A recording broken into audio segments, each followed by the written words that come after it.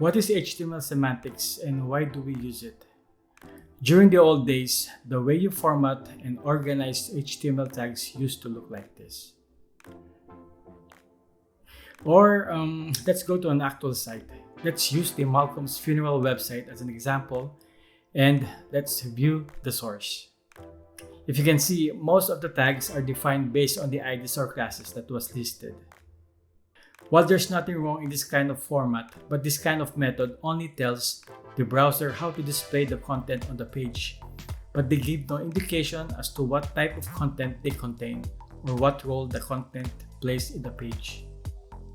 Now, HTML semantic addresses this issue by defining specific tags to indicate what role is played by the content of those tags. And by using those tags, you help Google bots to better understand which content is important. And this is also a good indication that your website are well optimized and will help your site rank properly. Remember, these search engine bots are blind and they can only help your site if you successfully communicate to Google which part of the page is the header, the navigation, the footer, and so on and so forth. And this also helps us as also developers to better understand the content of your site quickly. So this is the structure of a basic semantic site. Okay, let's go to a live demo on how to use this HTML semantics. Okay, the first thing we're going to do is we're going to type the header element. Header. Then header.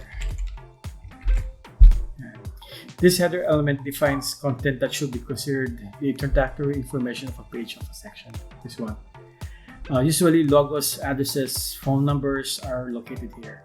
Okay, the next thing is we're going to create a navigation. We're going to use the nav element. The nav element, as the name itself says, all navigations are placed here.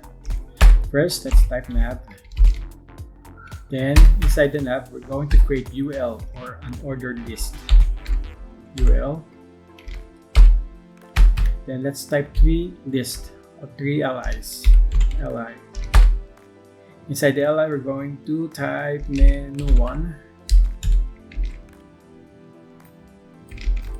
Next is menu 2, then menu 3.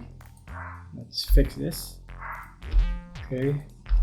Menu 2, then menu 3. The next is we're going to create the main tag.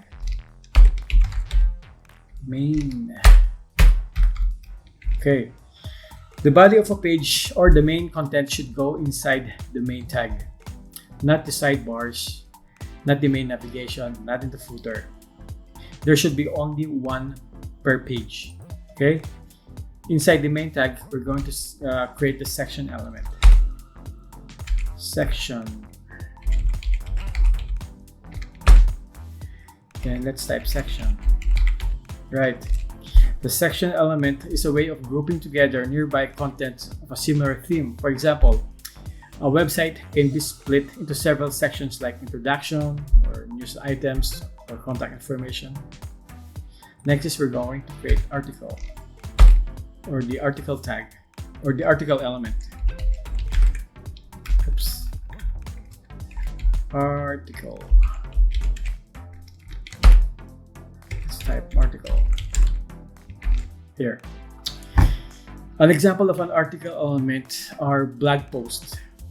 Okay, the next is aside.